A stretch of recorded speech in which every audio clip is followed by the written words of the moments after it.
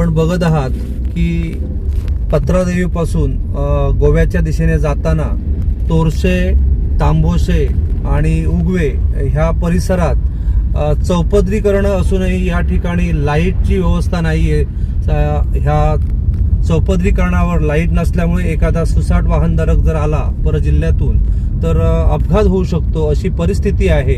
आणि या ठिकाणी पर्यायी रस्ते दिलेले आहेत गावात जायला, त्यामुळे नेमका रस्ता कुठचा कुठून जातो हे समजत नाही, अशी परिस्थिती आहे. तरी गोवा प्रशासनाने ह्या गंभीर बाबीकडे तात्काळ लक्ष द्यावे.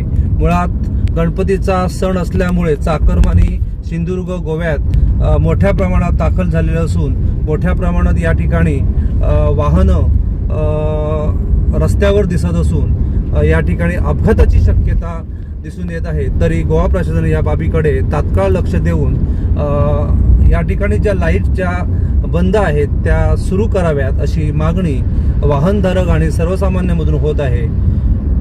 कोकण न्यूजसाठी संजय पियणकर, उगवे.